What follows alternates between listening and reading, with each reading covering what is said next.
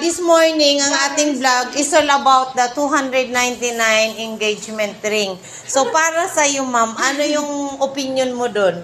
Totoo. Oo, tama. Ano yung opinion mo doon, ma'am? Depende po yan sa capability ng lalaki. Pero kung kagaya niyan, ma'am, 8 years kayo, syempre, kung yung lalaki kasi sa 8 years na yon, hindi naman siya magpo-propose kung sa simula pa lang hindi niya nakita na yung babaeng yun ang gusto niya na makasama habang buhay, di ba? O ano yung... Baka mas babanggahan niya sa wedding.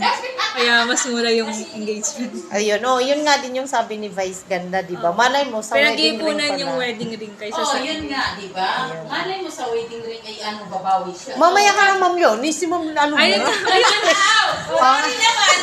Si ma'am Marilyn naman. Sa'yo, ma'am. Side comment si Ma'am Ani, si Ma'am Leonie.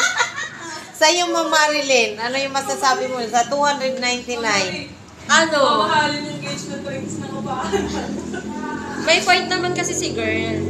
Ah. Nasa loob ng 8 years.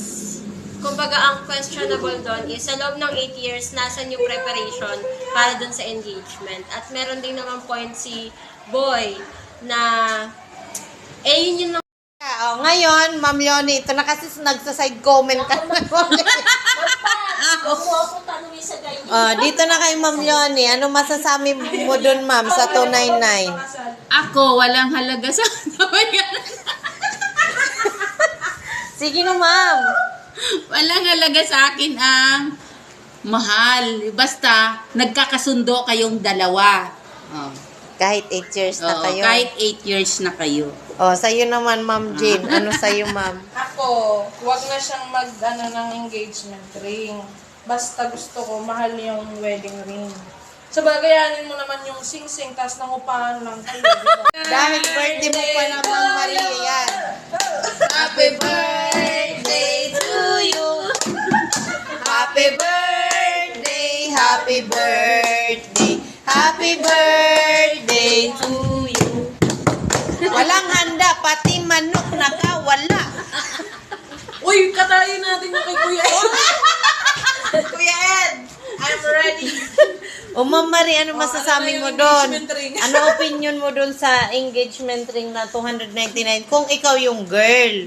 Ako, ma'am, siguro wala sa akin halaga yung yung ring. Siguro yung mahalaga lang sa akin, yung mahal ako ng lalaki. At may respect.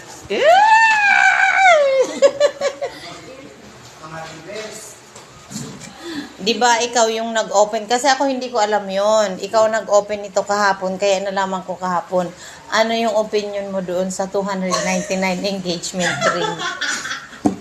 Tapos na sila. Sa akin, bilang isang lalaki, kung matagal man kayo, kasing matagal. Kasi 8 Ang years barat na, mo di ba? naman. Pero kung sitwasyon, bawa, marami kang pinagpaaral, depende ka sa sitwasyon yun eh. Kung okay naman, kung may pinapaaral, opinion, hindi naman siguro malaga ang presyo. Basta totoo lang ang pag-ibig mo, di ba? Hindi sukatan ng halaga ng bagay kapag pag-ibig na ang pinag-uusapan. Because love is all about loving each other, not about amount. Hindi nyo madadala ang pera sa kabilang buhay, pero ang pagmamahalan ay ang kailangan habang buhay. Mahalin nyo ang bawat isa ng walang material na bagay. Huwag masyadong maging mataas ang standards. Ayun naman. Yay!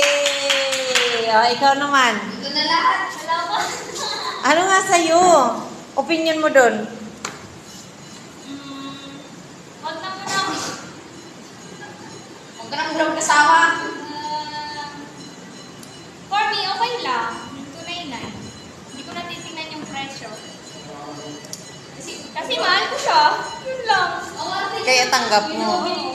Kung anong kaya niya ibigay sa akin, yun lang yung tatanggapin ko. Kasi sa 8 years, nakikilala mo na siya, kung ano yung ginagawa niya sa buhay. At hindi ka nahihingi ng mas mataas kung hindi niya naman kaya. Yeah, very good. Ano masasabi mo doon sa 299 engagement ring? Pwede lang mo. Wala naman kasi sa sing-sing yung pagmamahal. Wala doon yung value. Nasaan yun? Sa pagbibigay mo sa tao. Sa personality. Ganun yun, sir. Personality, sa galing yun. Ano, personality. Ganun, wala namang Debate na. Wala sa singsing Anong yun. personality? Sagutin mo muna. Hindi ko tinanong singsing, sabi ko personality. Anin mo yung singsing. Ano yung personality? Oh. Tinatanong kita kanina pa. Anin mo yung gamit kung hindi ka naman minahal. Eh, ba't ka pa nagbigay ng gamit? Ay, Ay, puno ta. ano na? Debate yan. Wala daw, di pa sapat yan. Saan ba yung isa? Di pa daw sapat yan, sabi ni Marshall. Para sa akin po, ma'am, siguro mas iintindihin ko yung side ng babae. Kasi syempre, sa loob po ng di ba, ilang taon, imposible pong, hindi po sila gumastos ng malaki sa date. Tapos, gagastos na tita sa, Engagement ring. Ayan, nababula na ako. Tapos, 299 lang, di ba, ma'am? Personality. Kasi po yung mga ngayon, yung mga babae, parang doon po nila parang alam po nila yung halaga nila na parang hindi po sila magsisettle For the less. Don't settle for the less, guys. May mga pamahiin po na na pag mura daw po yung ibinigay na engagement ring.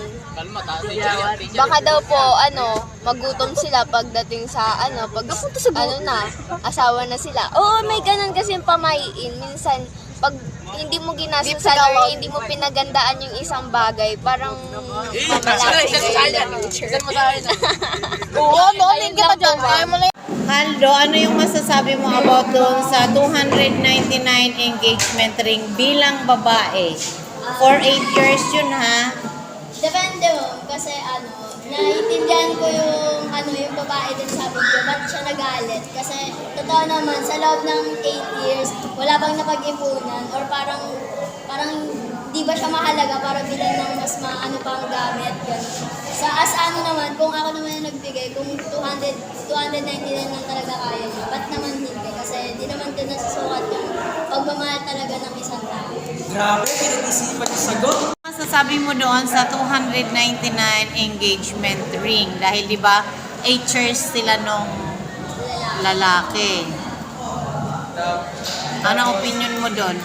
Ang opinion ko lang po is kung lang po yung kakayanan ng lalaki siguro is dapat i-appreciate po ng babae yung effort din po ng lalaki. Kasi dapat pinapansin rin po kasi yun ng babae. Yun lang po. Tsaka malay mo kasi kung hindi siya nakapag-ipag kasi meron din siyang lead sa bahay, meron din siyang iba't ibang leads at saka once na pwedeng leads para sa sarili niya. Siyempre, baka siguro din niya napagandaan yung para sa babae. Regalo niya siguro.